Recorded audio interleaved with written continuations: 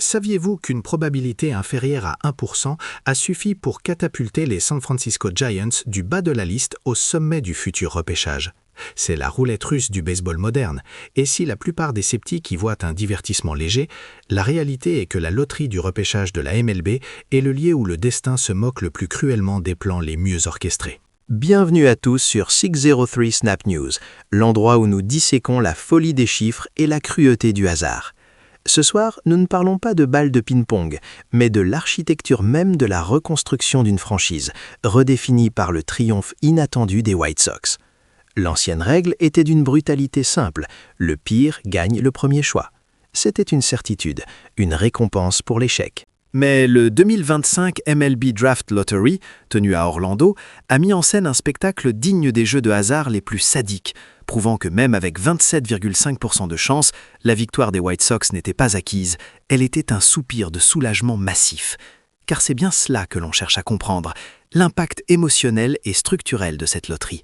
Regardons d'abord les perdants. Le plus grand drame et la boucle que nous allons décortiquer n'est pas le vainqueur, mais celui dont la chute fut la plus abrupte et la plus humiliante, les New York Mets.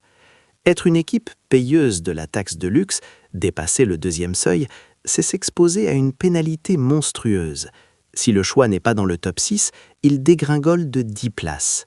Le présentateur nous l'a confirmé. Les Mets ont shooté de façon spectaculaire jusqu'au 27e rang, un saut qui a permis aux modestes Cincinnati Reds de récupérer le 18e choix. Imaginez l'état d'esprit du directeur général des Mets. « Nous avions fait nos calculs », confie un dirigeant anonyme du club. « Nous étions préparés pour le pire, mais pas pour cette humiliation publique, ce vide créé par la chute du 6e au 27e rang.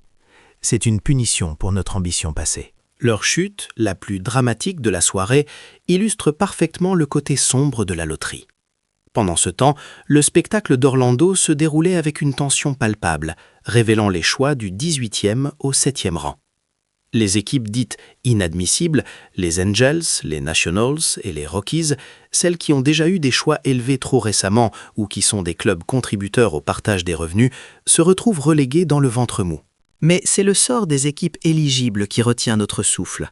Les Baltimore Orioles, par exemple, ayant pourtant une excellente probabilité de 9%, dégringolent jusqu'à la 7e place.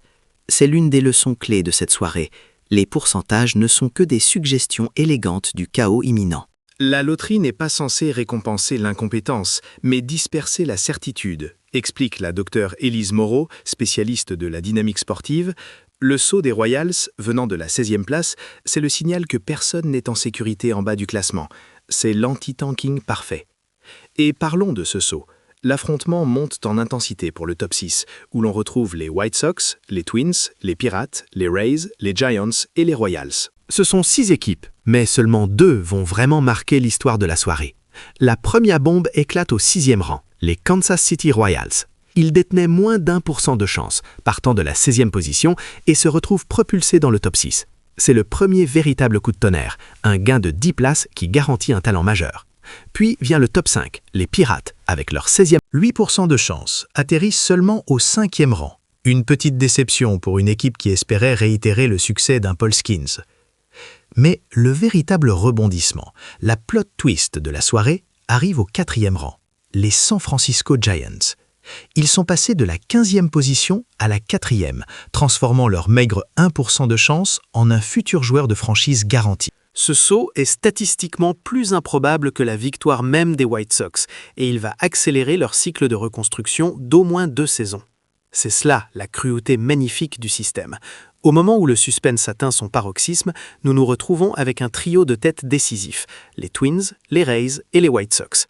Les Twins, avec plus de 22% de chances de remporter le premier choix, voient leur espoir s'évaporer. Ils sont relégués à la 3e place. Un résultat solide, mais manquant cruellement de la liberté qu'offre le numéro 1. Il ne reste plus que 2 équipes.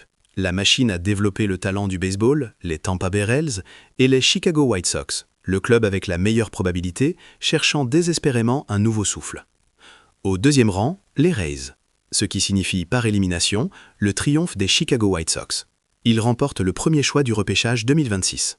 Le directeur général des White Sox, Chris Getz, est apparu à l'écran, rayonnant, parlant de booster l'organisation.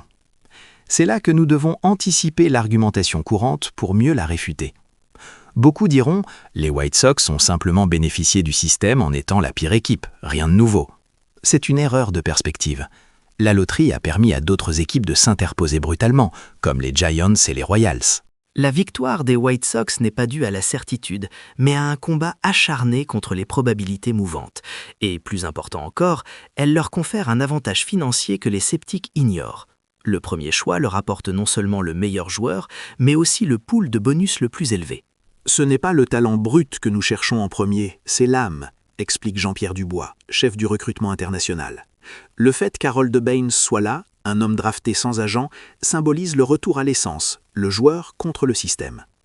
Avec ce premier choix, nous n'avons pas seulement un joueur, nous avons le budget pour sécuriser 3 autres prospects de haut niveau, le pool de bonus étant environ 40% plus important que le choix numéro 5. C'est le vrai pouvoir du numéro 1. C'est une libération financière qui aura un effet d'entraînement dans les rondes 3, 4 et 5, permettant de signer des joueurs universitaires qui seraient autrement inaccessibles. Les White Sox n'ont pas gagné une seule recrue. Ils ont sécurisé une cohorte entière. Leur soulagement est palpable. L'organisation, souvent critiquée pour la gestion de ses talents, est maintenant sous la pression intense de ne pas gâcher cette opportunité historique. Le destin a choisi Chicago, mais c'est à eux de transformer cette chance en héritage. La loterie de la MLB a prouvé qu'elle était bien plus qu'une simple tombola télévisée. C'est un séisme économique et sportif qui redéfinit l'espoir. Les White Sox ont gagné le gros lot, mais les Giants et les Royals ont remporté la bataille des probabilités.